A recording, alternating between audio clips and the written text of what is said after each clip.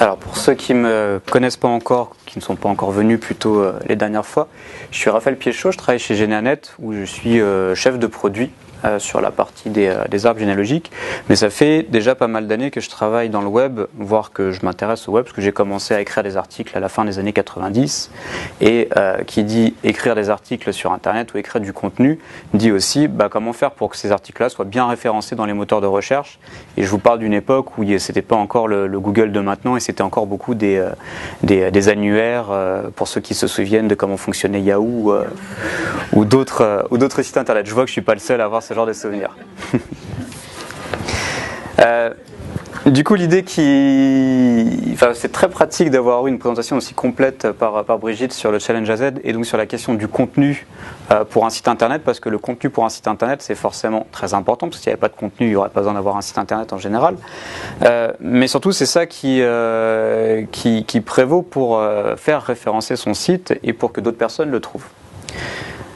Il y a deux éléments sur lesquels, en note préliminaire, sur lesquels je vais apporter des précisions.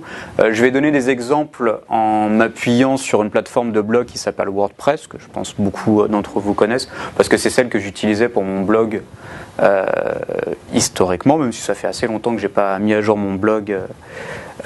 Mais je continue à avoir mon blog en ligne, puisque comme disait Brigitte, alors là, je crois que le dernier article doit dater de 2014, on est en 2017, la preuve que si on n'y touche pas, ça reste encore en ligne. Donc je donnerai des exemples sur WordPress. Après, ce que je vais indiquer, ce sont des grandes généralités sur la question du référencement. L'autre partie, c'est quand on parle de référencement web, déjà, est-ce que c'est une notion qui est claire pour tout le monde, ou au contraire, est-ce qu'il y a des gens qui ne savent pas du tout ce que c'est que le référencement? Et c'est pas du tout une honte à avoir, donc n'hésitez pas à me dire, ce qui me permettra moi de réguler un peu comment je vais en parler. Donc, qui ne connaît pas du tout le référencement web ou de quoi il s'agit? Très bien. Donc je complète mon introduction. Le référencement, c'est quand vous allez utiliser un moteur de recherche, comme Google par exemple, vous allez taper un mot-clé ou une requête pour trouver quelque chose, pour trouver un site internet. Vous allez taper généalogie, vous allez valider et vous aurez une liste de sites qui parlent de généalogie. Les moteurs de recherche, pour que vous soyez satisfait dans ce que vous allez trouver suite à votre requête sur le moteur de recherche, vous vont proposer des résultats pertinents. Si vous tapez généalogie et qu'il vous renvoie un site de cuisine, a priori ça ne va pas vous intéresser. Les moteurs de recherche se basent sur le contenu des articles ou des pages qu'ils vont envoyer pour pouvoir justement répondre à vos demandes. Et je reprends le même exemple sur la cuisine. C'est pas parce que une page d'un site de cuisine qui fait une recette vous parle de généalogie des casseroles que quand vous tapez généalogie, ça va vous intéresser également. Donc ils font tout un travail, ce qui était effectivement pas forcément le cas il y a 15 ans ou même il y a 20 ans. Ils font tout un travail autour de la sémantique, de la signification des mots et de différents critères en fonction de là où sont placées les informations sur une page, pour pouvoir renvoyer des résultats les plus pertinents possibles. Ce qui fait que si vous allez demander certains mots-clés, ils vont essayer de trouver les résultats les plus pertinents par rapport au contenu du site, par rapport à tous les autres sites vers lesquels renvoie ce site-là, et inversement, et puis également de plus en plus par rapport à vos habitudes de recherche, à votre localisation, etc.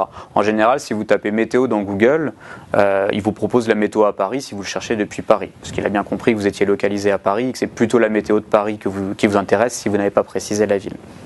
Donc le référencement, c'est tout ce qui permet de bien positionner son site internet ou des pages de son site internet dans un moteur de recherche. Le but d'un moteur de recherche, comme je vous le disais, c'est de renvoyer des résultats pertinents. Le but de quelqu'un qui a un site internet, et en l'occurrence un blog de généalogie, c'est le même principe, c'est que les pages de son site ressortent quand quelqu'un fait une recherche qui correspond au contenu. D'où l'utilité de référencer son site et en l'occurrence son blog, parce que justement vous avez besoin finalement d'en parler. Je vais découper ça sur une première partie, qui est pourquoi bien référencer son blog généalogique. Alors je crois que Brigitte l'a dit tout à l'heure, si vous faites un blog généalogique, c'est a priori pas uniquement pour vous-même, c'est pas non plus un journal intime, sinon vous le garderiez privé ou vous l'écririez sur un papier ou un document sur votre ordinateur que vous ne publieriez pas. Si vous le faites, c'est pour le diffuser. Vous pourriez vous dire, je le diffuse sur Internet, mais j'ai pas besoin de bien le référencer parce que je peux diffuser mes articles, comme pour le Challenge AZ, sur Facebook, sur Twitter, etc. L'inconvénient, c'est que vous risqueriez de rester un peu toujours dans le même cercle, le cercle de vos contacts déjà établis, ou un cercle qui s'élargit progressivement, mais ça resterait un petit peu limité parce que vous ne pourriez pas toucher d'autres personnes. L'autre point, c'est que vous pourriez avoir envie de diffuser vos contenus et de vous faire connaître, peut-être parce que vous avez envie de développer une activité de généalogiste professionnel, donc vous avez besoin de vous faire connaître. Sophie Boudarel, c'est un très bon exemple. Avec son blog, elle a fini ensuite, enfin c'est pas dû à son blog uniquement, c'est un ensemble de choses, mais elle s'est appuyée sur son blog aussi pour pouvoir se faire connaître et ensuite vendre ses prestations de généalogiste. Donc elle avait besoin de se faire connaître, dont le référencement lui a été utile pour arriver à ça. Et puis peut-être que vous n'avez pas envie d'avoir une activité professionnelle autour de la généalogie, mais que vous avez envie de faire partie d'une espèce d'aventure commune, comme ce qu'on dit, ou alors peut-être qu'on le disait un peu plus avant, la blogosphère généalogique, un ensemble de personnes qui écrivent sur les blogs ou qui s'intéressent à l'actualité des blogs généalogiques ou qui s'intéressent à la généalogie de façon générale. Et puis en étant inséré dans cette dynamique, ça vous permet d'échanger avec d'autres personnes, de diffuser vos idées ou vos visions, etc. Donc ça a vraiment un intérêt si d'autres personnes vont lire vos contenus parce que c'est ça qui va leur permettre de vous connaître et donc ensuite de relayer aussi vos propres informations. Et puis, j'ai oublié de cliquer d'ailleurs, ça aurait été plus pratique.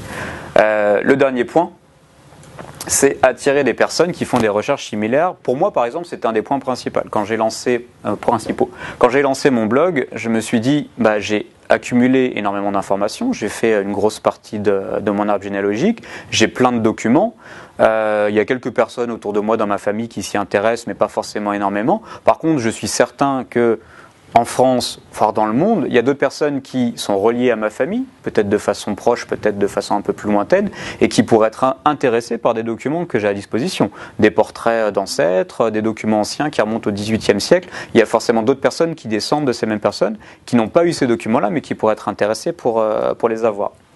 Donc, le fait de bien faire référencer son blog et de permettre qu'il soit trouvé facilement par des gens qui font des recherches sur Internet, sur leur généalogie, sur leurs ancêtres, ça va vous permettre de rentrer en contact avec ces personnes-là. Quelqu'un qui, je prends le cas de mon nom de famille, Piéchaud, qui va rechercher les informations sur, je sais pas, des portraits de Piéchaud, il va taper portrait Piéchaud dans Google. Si j'ai un article qui parle de portraits de famille que j'ai à propos de la famille Piéchaud, il y a des chances que ça ressorte dans le moteur de recherche et que la personne qui a tapé cette requête tombe sur cet article. A priori, elle sera intéressée par ce que je propose. Ce qui fait que ça va permettre à cette personne-là de récupérer des documents, donc ce sera très intéressant pour elle. Plus égoïstement, c'est intéressant pour moi parce que si cette personne elle est de la même famille, il y a des chances qu'elle ait d'autres documents que moi je n'ai pas encore. Et donc ça m'est arrivé très régulièrement que des gens me contactent en me disant « mais c'est incroyable, je suis tombé sur un document que vous avez publié sur votre blog, je descends de la même personne, moi j'avais tel autre document ou tel autre portrait ». Et donc cet exemple-là, c'est aussi quand on retombe sur des gens finalement de notre famille qui nous contactent. Alors là, je ne suis pas allé très très loin parce que c'est le premier exemple que j'avais en tête et c'est une cousine germaine que je connais très bien, mais c'était assez rigolo, mais ça m'est arrivé avec d'autres personnes qui étaient beaucoup plus éloignées. Là, en l'occurrence, j'avais fait un petit article pour raconter une anecdote qu'on m'avait racontée à propos d'un portrait d'un frère d'un de mes ancêtres. Et il y a quelqu'un qui m'a laissé un commentaire pour me dire que le tableau en question était chez son père, ce que je savais, et qu'elle pouvait m'envoyer une photo où elle me proposait de passer chez eux pour la voir. Donc, le fait que cet article soit sorti dans les résultats d'un moteur de recherche, probablement tapant Piéchaud ou d'autres informations, ça lui a permis de tomber sur mon blog et du coup de confirmer mon intérêt pour ce portrait et de me le proposer. Il y a pour moi 3 parties dans ce qui est le référencement web et dans l'optimisation du référencement. Je suis pas revenu sur un terme qu'on a utilisé un peu quand on a communiqué sur le Meetup parce que c'est un terme un peu ésotérique pour des gens qui sont pas forcément dedans. En anglais, ça s'appelle le SEO. SEO, qui veut dire Search Engine Optimization, ce qui veut dire l'optimisation pour les moteurs de recherche. Donc l'optimisation du référencement, c'est le terme qu'on peut utiliser en français, décrit toutes les opérations qu'on va pouvoir faire pour un site internet, et ici en l'occurrence pour un blog, optimiser son contenu, optimiser la façon dont son contenu est diffusé et travaillé pour qu'il soit le plus possible trouvable dans les moteurs de recherche. Quand je dis trouvable, ça ne veut pas dire que vos articles doivent sortir à tout prix quand quelqu'un tape généalogie dans un moteur de recherche. Par contre, si quelqu'un tape généalogie de telle famille ou sur telle commune, etc., si vous avez fait un article qui en parle spécifiquement, c'est évidemment là que ça doit sortir. Les exemples que je vais donner, je cite souvent Google, et d'ailleurs les gens qui font du référencement citent souvent Google. Google, ça doit être peut-être 95% quasiment du marché mondial des moteurs de recherche ou des recherches, à 5% près probablement, ça dépend des pays. Les autres moteurs de recherche, même s'ils sont moins utilisés sur le marché, les parts sont un peu différentes, par exemple aux États-Unis ou en Russie. Dans tous les cas, calquent en général leur comportement sur Google parce qu'il y a des grandes lignes qui sont édictées sur tel ou tel fonctionnement. Donc ce que je vais vous dire quand je vous parle de Google, ça vaut de toute façon pour l'ensemble des moteurs de recherche. Si vous faites des optimisations de façon générale, elles vaudront à peu près pour partout. Le premier élément, c'est optimiser votre contenu à vous.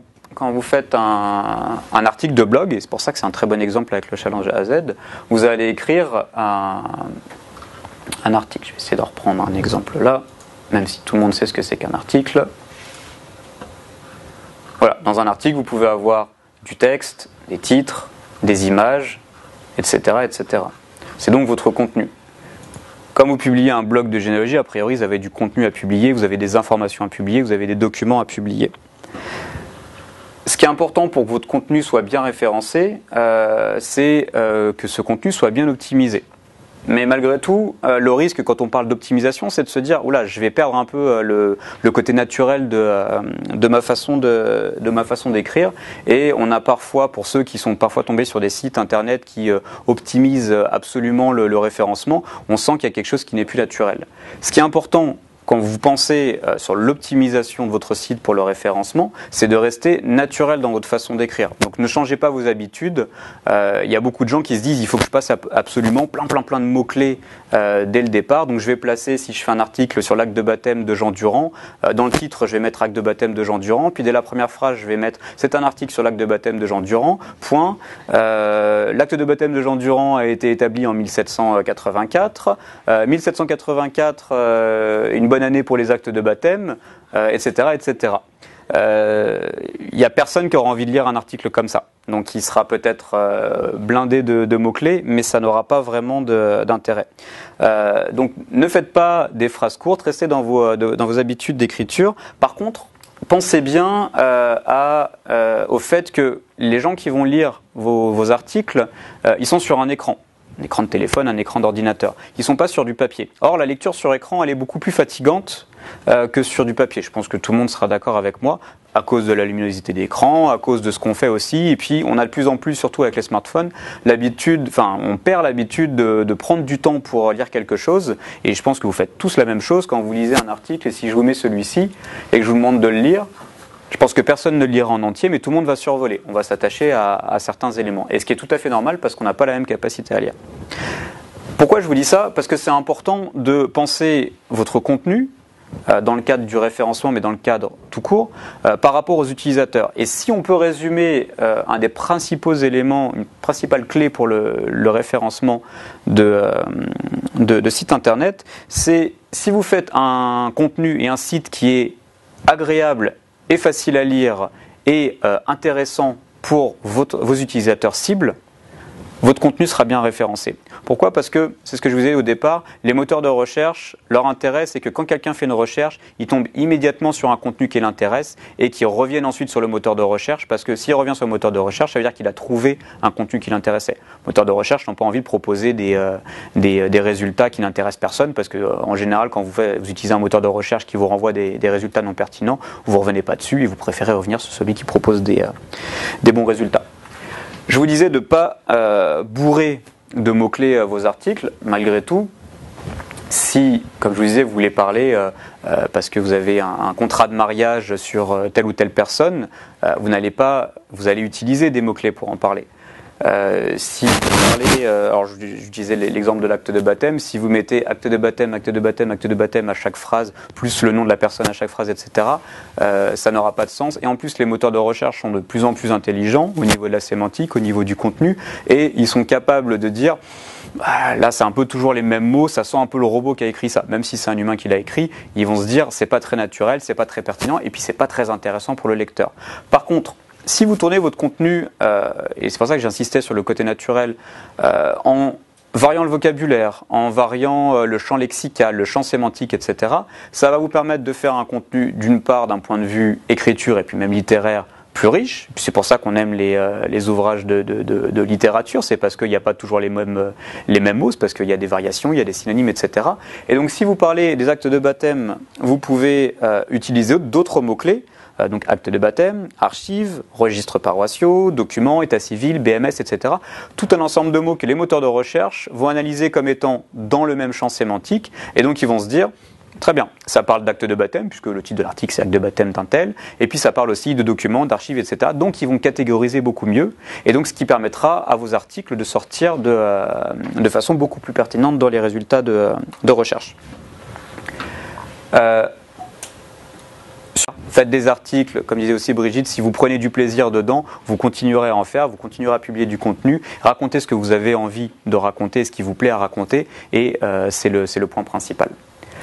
Il y a un autre élément qui est peut-être pas forcément naturel quand on débute sur Internet ou dont on n'a pas forcément l'habitude, c'est la question de la mise en forme. On a de la chance parce que la plupart des outils, alors sauf si vous utilisez un outil un peu maison ou un site Internet que vous fabriquez vous-même en HTML, la plupart des outils déjà existants de blog intègrent tout ce qu'il faut pour faire de la mise en forme correctement. Quand je vous parle de mise en forme, ça peut être la structure du texte, ça peut être les mises en gras, etc. Donc je vais détailler un petit peu tout ça. Il y a un premier élément sur la mise en forme d'un article qui est très important, c'est la structure sémantique. Je vais prendre un exemple ici. Je ne sais pas si c'est le plus profond. Alors, je vais essayer... Non, je devrais essayer avec Firefox, ce sera plus parlant.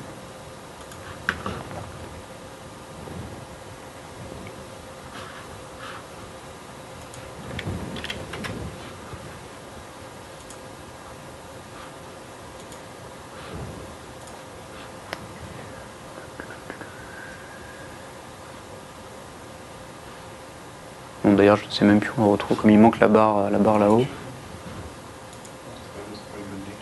C'était le mode sans style.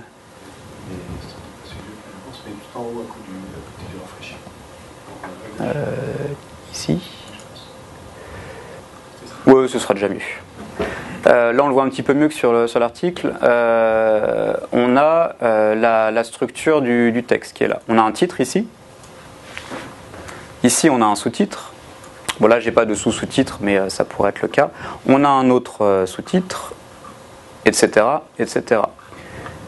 Si vous prenez dans cet article-là uniquement ces informations-là, etc., etc., vous n'aurez pas le fond de l'article. Par contre, vous saurez globalement de quoi ça parle.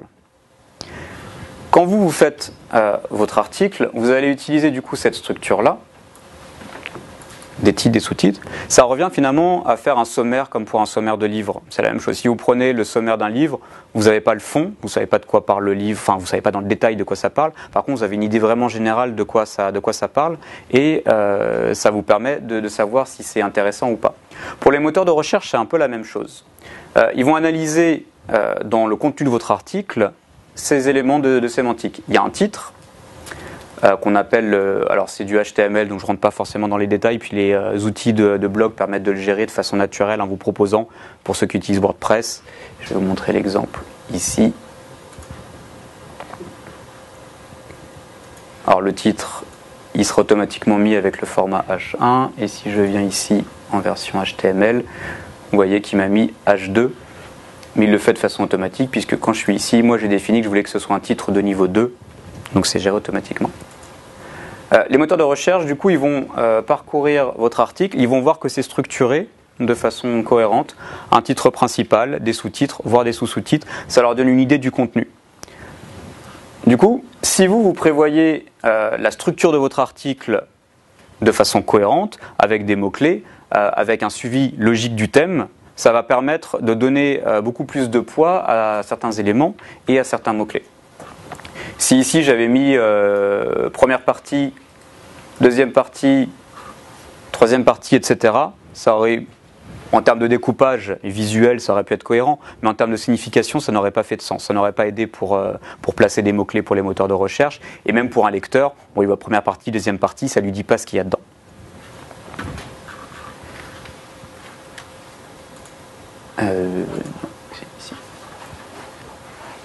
En général, on descend rarement au-dessous du H3 parce qu'après, ça fait vraiment des sous-parties. À moins que vous ayez un livre entier qui soit publié dans un seul article de blog, ça deviendrait rapidement illisible.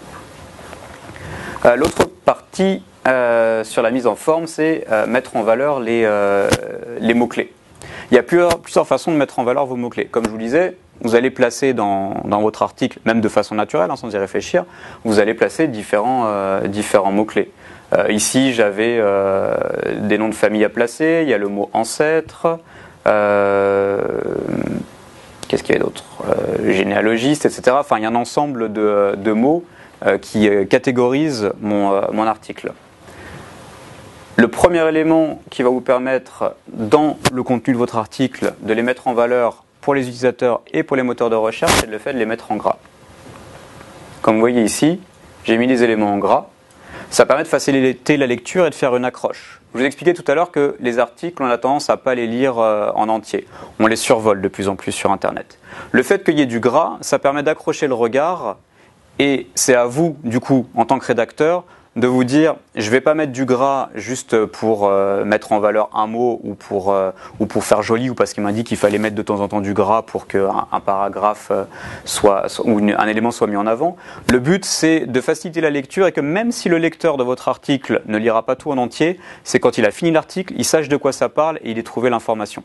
Donc si vous mettez les éléments importants en gras, faites-le de façon raisonnable, c'est-à-dire si vous mettez tout un paragraphe en gras, ça n'a plus d'intérêt, comme on dit, si vous mettez tout en avant, il n'y a plus rien qui est mis en avant. De la même façon, ce n'est pas la peine de mettre des phrases entières en gras, parce qu'il n'y a pas forcément de nécessité pour attirer l'œil. Par contre, quelques mots, comme j'ai mis ici, et les mots qui sont les plus importants, ça permet de les mettre en valeur auprès des utilisateurs. Les moteurs de recherche, évidemment, vont prendre ça en compte parce que pour un moteur de recherche, quand il va regarder la page, quand il va regarder le contenu, après avoir regardé la structure et les autres éléments, il va se dire « Ah, tiens, il y a marqué les éléments importants en gras, là il y a marqué mots importants en gras également ». Il va se dire « Cet article, si je le publiais, il parle de mots importants, il parle de mots importants en gras, donc ça tourne autour des mots importants en gras ». Je schématise un petit peu, c'est pas forcément un bon exemple. L'autre élément qui peut être intéressant pour mettre de l'emphase, c'est de le mettre en italique. C'est vrai que sur écran, c'est assez peu utilisé l'italique parce que c'est pas forcément ça sort pas toujours très bien. Par contre, en impression, c'est beaucoup plus agréable. Malgré tout, vous pouvez soit pour varier, soit pour certains éléments, même si on le fait surtout pour des citations, par exemple, utiliser l'italique. Donc comme je vous disais, mettez pas de paragraphe entier en gras, ça apporte pas grand-chose, et puis pour accrocher l'œil, ça n'a pas d'intérêt. Un autre élément qui est moins connu pour la question du référencement, parce qu'on sait souvent que mettre des éléments en gras, ça permet de mieux les référencer. Faire des liens, c'est bien aussi pour le référencement. Évidemment, si des gens font des liens vers votre site ou vos articles, c'est très bien pour vous. Mais si vous faites des liens vers l'extérieur, c'est bien aussi pour vous. D'une part, parce que les moteurs de recherche, ils n'aiment pas trop les sites qui tournent en circuit fermé. Ils aiment bien montrer qu'il y a un écosystème global et que des sites mènent vers d'autres et que d'autres sites mènent vers d'autres, etc. C'est un peu le principe de Wikipédia. Il y a des liens dans tous les sens. L'autre chose, c'est que si vous mettez un lien dans votre article, il y a des chances que vous meniez vers un contenu qui est en rapport avec votre article et que du coup ça puisse avoir un intérêt dans le cadre de votre article. Si ici on fait un article sur le SEO et que je fais un lien, comme j'ai mis ici, bon là c'est pas forcément le bon exemple, en rapport avec votre contenu, si on clique dessus et qu'on arrive sur un article sur le référencement, le moteur de recherche qui va analyser votre article, il va voir que vous faites un lien vers un site internet qui parle de référencement, et si ici vous avez mis en rapport avec le référencement web, il va associer dans votre article les mots-clés référencement web avec le fait que vous avez fait un lien vers un site qui parle de référencement web. Donc il va se dire, cet article-là, même s'il pondère évidemment en fonction de l'ensemble de l'article, il va se dire, tiens, cette partie-là, ça parle de référencement web. Donc, ensuite, dans son classement, dans son moteur de recherche, il va prendre cet élément-là en compte pour le faire ressortir plus ou moins dans les résultats. Dernier élément dans ces éléments de mise en forme sur lesquels vous pouvez agir assez facilement avec des outils de type WordPress ou autre, c'est ce qu'on appelle les listes à puces. Donc ici, bon là c'est pas vraiment des puces, c'est une mise en forme différente sur mon blog, mais c'est la même chose. Pourquoi ? Je vous ai mis ici exactement les mêmes textes. Je prends pas trop de risques en me disant que vous retiendriez mieux celui-ci plutôt que ce bloc-là. Pourquoi ? Parce qu'il y a des retours à la ligne, parce que c'est plus découpé, parce que c'est plus facilement scannable aussi. Et c'est ce que je disais tout à l'heure sur le temps qu'on passe à lire un article et sur le fait de scanner, on a besoin de pouvoir aller vite. Si vous faites tout un paragraphe alors que vous pourriez en faire finalement une liste, autant faire une liste, ce sera beaucoup plus fluide. Dernier point sur l'optimisation de votre contenu, donc c'est le maillage interne, ce qu'on appelle le maillage interne. Je vous en parlais par rapport aux liens, sur le fait de faire des liens vers l'extérieur. Le maillage interne, c'est faire des liens dans vos articles vers vos contenus à vous. Vous faites un article qui parle de l'acte de baptême de tel ancêtre, vous avez une page sur votre blog qui parle de cet ancêtre au sens général, vous faites un lien en utilisant par exemple quand vous citez acte de baptême de Jean Durand, vous faites un lien de Jean Durand sur les intitulés Jean Durand vers cet article-là. Du coup, ça permet au moteur de recherche de circuler un peu sur votre blog et puis de voir que vous parlez de Jean Durand à tel endroit. C'est très important parce que ça arrive parfois qu'on écrive des articles en se disant je vais écrire du contenu sur tel ancêtre ou sur tel document que j'ai trouvé et comme je disais c'est en circuit fermé, donc on fait peut-être des liens vers l'extérieur mais on ne pense pas forcément à faire des liens vers l'intérieur. Cela dit, il y a des plugins qui existent pour le faire de façon un petit peu automatique, même si c'est pris en compte de façon différente par les moteurs de recherche. Bon, les moteurs de recherche préfèrent qu'on fasse des liens dans le contenu plutôt qu'en dehors, mais oui voilà. Bon là ça ne rend pas très bien au niveau de la mise en forme, mais ce sont des contenus qui sont proposés automatiquement par le blog en fonction des tags ou des catégories qui appartiennent aux deux articles. Ce qui permet finalement de trouver, là en l'occurrence, de trouver des articles qui parlent à peu près des mêmes sujets. Mais si, ici, je ne sais pas si dans cet article il y a un exemple, non. Si ici vous parlez d'une personne et vous avez fait un article dessus, autant faire un lien et comme ça améliorera la circulation. Ça, c'est toute la partie sur le contenu, c'est-à-dire le contenu qui est visible, ce que vous voyez quand vous l'écrivez et puis ce que vos visiteurs vont voir directement. Il y a une autre partie qui est beaucoup plus discrète et sur laquelle, quand on est un peu débutant sur le référencement, on a du mal parce que c'est pas forcément, c'est parfois un peu technique et puis on n'a pas forcément de grande visibilité dessus. C'est ce qu'on appelle globalement les métadonnées, c'est-à-dire les données qui entourent votre contenu et qui sont invisibles. Ça peut être, même si c'est pas utile pour le référencement, la date de publication, l'auteur de l'article, d'autres informations de ce genre. Mais pour ce qui concerne le référencement, il y en a plusieurs et il y en a certaines qui sont très importantes. La plus importante dans le référencement, d'ailleurs c'est celle qui est vraiment la plus importante à tout niveau, même au-delà du contenu, au sens où elle est prise en compte en premier par les moteurs de recherche, c'est ce qu'on appelle la balise title. Alors la balise title, title voulant dire titre, c'est différent du titre de votre article. Ça peut être la même chose, la plupart des outils de blog ou de sites en général reprennent par défaut le titre de votre article pour en faire une balise title. C'est le cas ici si je ne l'ai pas travaillé plus que ça. Voilà. À part le fait que ça rajoute l'intitulé du blog. Donc la balise title, c'est ce qu'on peut voir dans l'onglet de votre navigateur. Donc vous l'avez peut-être déjà observé, même si maintenant les onglets ont tendance à être de moins en moins larges, du coup on ne le voit plus forcément en entier. Ici, le titre de mon article, c'est Légende familiale numéro 1, un ancêtre Bombelle de la Rose. Et le title, c'est le même, sauf que moi, mon blog rajoute en plus le nom du blog derrière.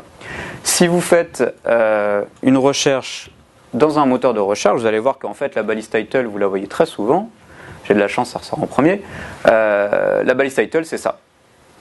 Parce que les moteurs de recherche, sauf certaines exceptions où ils transforment un petit peu, reprennent la balise title pour la mettre en niveau 1.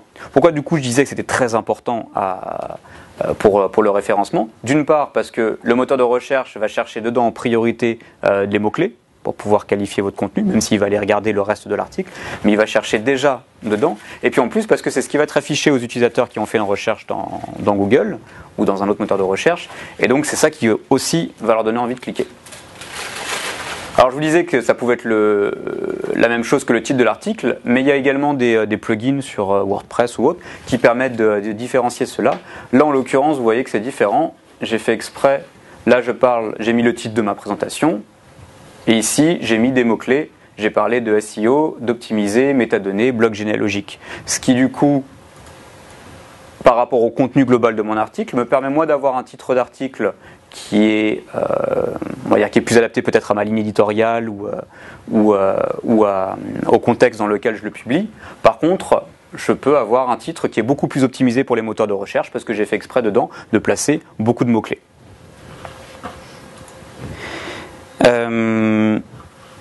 Ensuite, alors il y a quelques éléments quand même à connaître par rapport à ça.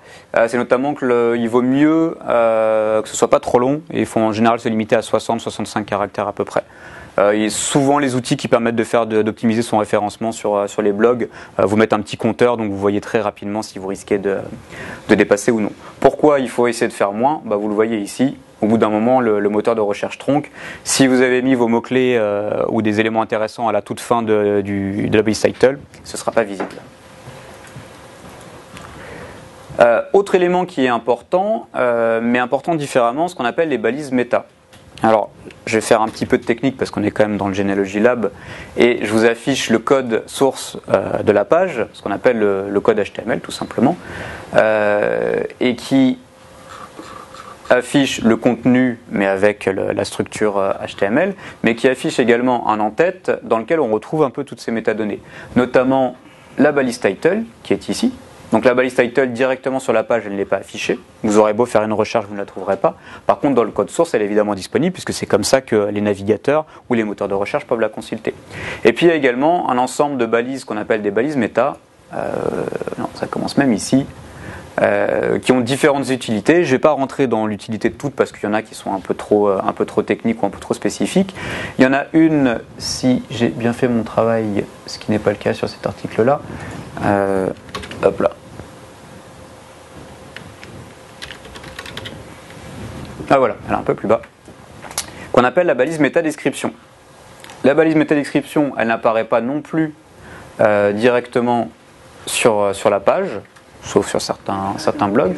Exactement. Ce que vous voyez ici, a priori, ça doit être ce que j'ai mis dans la métadescription. Oui, c'est ça. S'il n'y a pas de métadescription ou s'il n'y a pas une métadescription pertinente par rapport aux mots-clés, ce que va faire Google en général, il va aller prendre un extrait de l'article qui correspond à la recherche. Ce qui n'est pas forcément un mal, hein. Si l'extrait de l'article correspond plus à la recherche que la balise métadescription, ça peut être mieux. Par contre, ce qui est intéressant dans la métadescription, c'est deux éléments. Le premier, c'est qu'elle n'a aucun poids en termes de référencement. Vous aurez beau mettre tous les mots-clés que vous voulez dedans, ça n'influera pas sur le classement de votre page dans les résultats du moteur de recherche. Par contre, c'est un élément de marketing finalement. Vous pouvez la formuler comme vous voulez, faites-en quelque chose d'incitatif pour inciter les gens à cliquer sur votre article pour aller lire. Ne dites pas tout, parce que sinon ça ne laisse pas la surprise, on n'aura plus envie de cliquer, mais dites-en suffisamment pour donner envie aux gens de cliquer. C'est un peu comme le chapeau d'un article de presse. S'il y a un titre et un chapeau qui sont attractifs, on a envie de lire l'article, sinon on n'a pas forcément envie de le faire. En général, la limite, c'est autour de 155 caractères, ça dépend évidemment des fois, donc il vaut mieux pas dépasser ça. Ce qui permet d'être un peu concis, pour ceux qui utilisent Twitter, c'est un bon exercice aussi pour rester dans une limite raisonnable et pas en dire trop. Troisième élément, c'est l'URL de vos articles. Alors, pareil que la balise métadescription, ça n'a pas de poids direct dans le référencement, ou alors ça dépend un peu des cas, ou ça dépend des moments. Mais c'est intéressant de le travailler pour plusieurs raisons. Déjà pour vos lecteurs, et comme je disais, tout ce qui permet de faciliter la vie des lecteurs, ça c'est bien vu par les moteurs de recherche. Ouais, là c'est pas trop mal, même si je l'ai pas vraiment optimisé. Évitez les choses je crois que j'ai mis un exemple ici en fait. Si vous faites un article dont le titre est un article sur la généalogie à Bordeaux, par défaut, vous pouvez vous retrouver avec une URL comme ça, puisque en général, les outils comme WordPress génèrent automatiquement l'URL.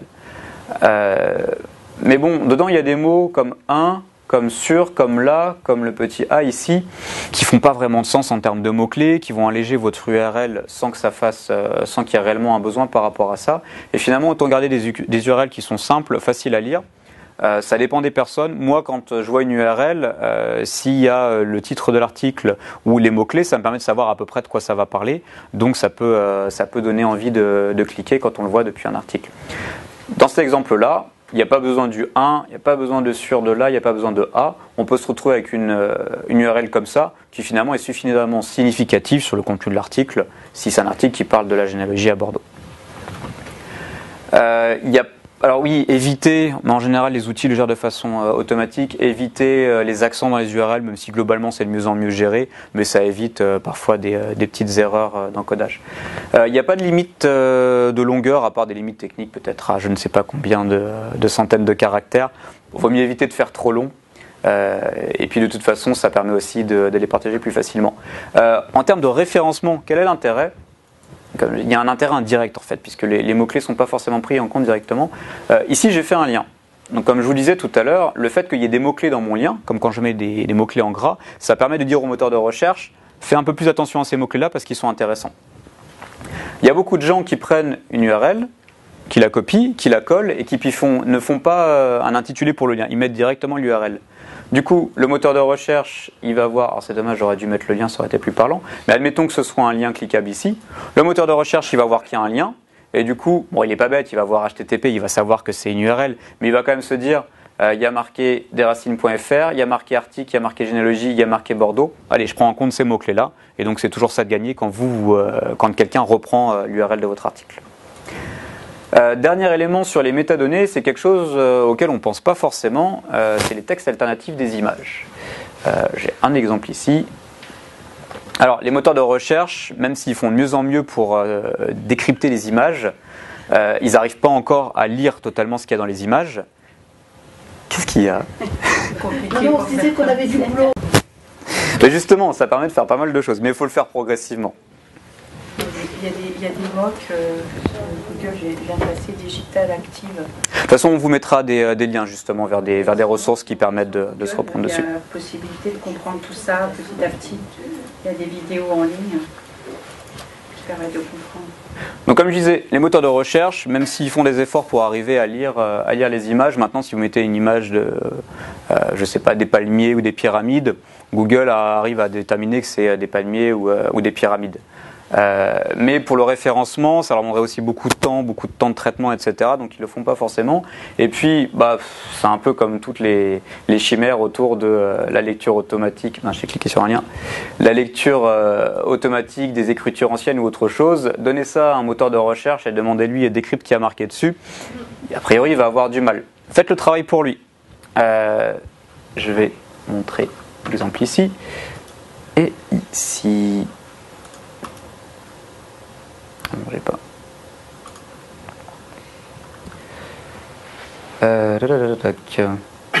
Voilà. Il y a un élément qu'on appelle l'attribut alt. Ça paraît très technique quand je vous le montre maintenant, mais en fait, les outils de blog ou de site le font tout seuls, je vous montre juste après. Cet attribut alt, pour alternatif, initialement, il a été fait surtout pour favoriser l'usabilité pour les personnes qui étaient non-voyantes. Un non-voyant utilise un ordinateur qui va soit lui écrire en braille, soit va lui lire du contenu maintenant. Lire ce texte, il n'a pas de souci. Puis c'est comme pour les moteurs de recherche, lire cette image, il ne peut pas le faire.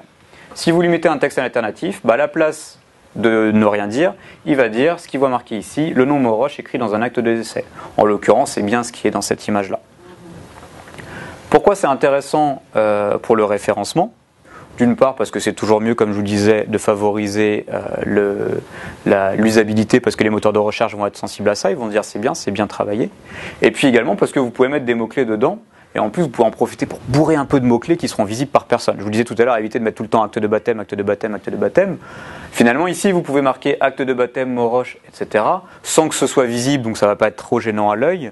Et ça va vous permettre, quand le moteur de recherche va parcourir votre page pour l'indexer, de se dire, bon, il y a une image, ça parle d'acte de baptême, ça parle de Moroche, comme le reste de l'article, donc il va donner un petit poids supplémentaire dessus.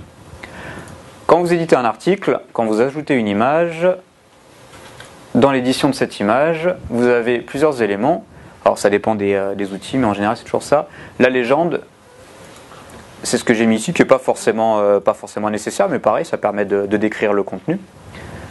Et puis, le texte alternatif, donc là c'est très parlant, c'est donc le texte qui ne sera pas affiché directement, sauf parfois il est affiché avec une petite infobulle. Il ne sera pas affiché directement, mais ça permet donc de décrire le contenu pour les personnes non-voyantes ou pour les moteurs de recherche. Là, vous êtes sur un éditeur de blog. Là c'est WordPress. Comme je disais au début, moi j'utilise WordPress. C'est en ligne. Alors il y a deux possibilités avec WordPress, c'est d'utiliser leur plateforme où il n'y a rien à installer, ça se fait tout seul, soit d'installer soi-même sur son serveur WordPress. Mais ensuite sur tous les éditeurs, ce qu'on appelle les CMS, donc les gestionnaires de contenu en ligne, dès qu'on ajoute une image, il y a toujours la possibilité de gérer justement les textes alternatifs.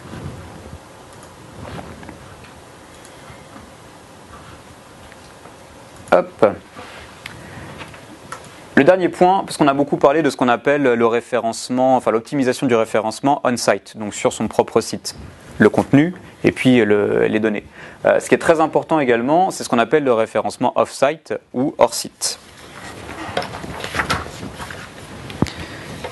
Pourquoi ? Parce que votre contenu il va être travaillé, il va être optimisé pour les moteurs de recherche, mais les moteurs de recherche, ils ont un autre élément qui leur permet de pondérer les résultats et de plus ou moins pousser, c'est la réputation d'un site internet. Si votre article est relayé sur d'autres sites internet, que d'autres sites internet parlent de vous, font des liens vers vous en utilisant des mots-clés, etc., ça va vous servir, ça va vous permettre de remonter dans les résultats des moteurs de recherche. Donc ce que vous pouvez faire, a priori, pas grand-chose, parce que vous maîtrisez votre site, mais vous ne maîtrisez pas les sites des autres. Il y a plusieurs choses que vous pouvez faire. D'une part, c'est quand vous commencez votre blog, demandez à faire des échanges de liens avec d'autres blogs. Il y en a beaucoup qui ont une page, moi c'est ce que j'avais fait à un moment, de liens vers d'autres blogs généalogiques. Déjà, si on vous met en lien comme ça sur plusieurs sites, ça permet de donner un petit peu plus de poids. Alors, il n'y a pas les sites de tout le monde parce que ça fait très longtemps que je ne l'ai pas mis à jour. Je ne sais pas s'il y a une date dessus. Donc vous pouvez commencer par ça par exemple, ça vous permettra déjà de vous faire connaître un peu par les moteurs de recherche. Ensuite, comme je vous indiquais, faites de votre mieux pour que les gens aient envie de faire des liens vers vos contenus. Si vous faites des articles qui sont intéressants, si vous participez au challenge AZ, si vous publiez régulièrement du contenu, si vous publiez du contenu qui est facilement lisible, si vous avez des URL qui ne sont pas complètement tordus, etc. C'est un ensemble de facteurs qui feront que les gens seront ravis de faire des liens vers vous parce qu'ils vont parler d'une thématique, vous avez parlé de cette thématique-là, ils vont faire un lien vers votre article et puis c'est tout bénéfice pour votre article aussi. L'autre élément qui est, on sort un tout petit peu de ce qu'on appelle le SEO, donc le référencement de sites web, pour aller vers ce qu'on appelle le SMO, c'est-à-dire Social Media Optimization, donc l'optimisation pour les médias sociaux. Ça a un intérêt de deux façons différentes. Évidemment, si vous partagez des liens ou des articles sur Facebook, sur votre fil privé, à moins que vous le placiez en public, les moteurs de recherche n'y ont pas accès, donc ils ne peuvent pas l'indexer. Donc si quelqu'un fait un lien vers un article de mon blog sur son propre profil, ça n'aura pas d'intérêt pour le référencement. Par contre, si c'est diffusé sur une page publique, par exemple la page du Challenge AZ, ou de façon publique par une personne, ça pourra du coup donner un petit peu de poids à mon article. Sur Twitter, c'est un petit peu différent parce que c'est public. Donc ça permet justement que les moteurs de recherche tombent sur vos articles et puis du coup aient envie de les référencer. Comment est-ce qu'on peut travailler et faciliter le partage sur les réseaux sociaux ? Il y a plusieurs choses. D'une part, vous pouvez proposer des petits boutons de partage dans vos articles.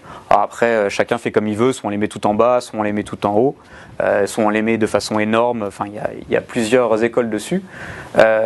Pourquoi ? Parce que plus vous facilitez le travail pour les internautes fainéants que nous sommes, plus les gens vont faire ce travail-là.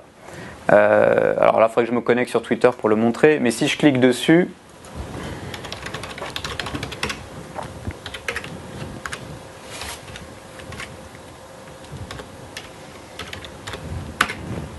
j'ai paramétré Alors, ce sera plus pertinent avec un vrai élément. Si quelqu'un clique dessus, qu'il est connecté sur son compte Twitter, il aura l'article, le titre de l'article qui sera déjà prêt, l'URL de l'article, et puis en plus je me suis rajouté ici pour que ça fasse une mention. C'est toujours ça de gagner. Parce que sinon, la personne, il faudra qu'elle copie l'URL, éventuellement qu'elle rédige un message. Bon, bah, si vous tombez sur un feignant, bah, autant en profiter. Puis si vous tombez sur quelqu'un qui a envie d'en écrire un petit peu plus ou de faire un autre message, bah, c'est aussi bien. L'autre élément qui est important, alors c'est un peu plus compliqué, mais comme je disais, il y a des plugins qui permettent de le faire. Je vais vous montrer. Alors non, je ne vais pas vous montrer parce qu'en fait, moi, je n'utilise pas ce plugin-là. Je peux vous conseiller 2 plugins pour optimiser votre référencement sur WordPress. Celui que j'utilise s'appelle, il est ici, All-in-One SEO Pack, qui permet de, comme je vous disais tout à l'heure, de paramétrer la balise title, donc si vous voulez qu'elle soit différente du titre de votre article, de paramétrer la description et puis également de paramétrer d'autres éléments qui pour vous sont un peu moins nécessaires. Puis en plus vous aurez un aperçu ce qui vous permettra de voir un peu ce que ça va donner dans un moteur de recherche. C'est quoi ça, non ? C'est donc une extension pour le moteur de recherche que vous pouvez ajouter et qui vous permet donc qui n'est pas disponible par défaut dans WordPress, mais qui vous permet de mettre des éléments différents pour le référencement. Il y a un autre plugin qui s'appelle Yoast SEO, Y-O-A-S-T. Je le remets ici. Pareil, on l'indiquera dans le compte rendu. L'autre plugin qui s'appelle Yoast permet lui de paramétrer tout ce qui est partage sur les réseaux sociaux. Donc vous pouvez mettre des titres spécifiques, une description spécifique, voire une image. Pourquoi ça a un intérêt? Alors là, il faudrait que je me connecte sur Facebook pour le faire. Donc vous allez devoir me croire sur parole. C'est petit sur parce que là, on dirait qu'elle est toute petite la page. Et pourquoi elle n'est pas plus grande? Parce que mon blog est vieux et qu'il est comme ça. C'est plus compliqué à lire, quoi. Donc quand vous cliquez sur Facebook ou sur Twitter, si vous avez quelque chose qui est paramétré pour afficher correctement le titre de votre article, la description et une image qui est cohérente, ça va donner envie aux gens de partager. Ça vous est peut-être déjà arrivé de prendre l'URL d'un article, de la coller dans Facebook et puis de vous apercevoir que le titre était complètement tronqué, que la description elle était pas pertinente ou qu'il y avait une image qui correspondait à rien ou qui correspondait pas à l'article. Et du coup vous dites je vais pas partager ça parce que les gens ne comprendront pas de quoi il s'agit. Donc si vous avez un blog, faites le travail qu'il faut pour que ça se soit bien mis en forme, comme ça les gens quand ils voudront partager votre article, ils n'auront même pas à se poser la question, ils verront que tout est déjà fait, et ils n'auront plus qu'à partager et ce sera tout bénéfice pour vous, que ce soit sur Twitter ou sur Facebook.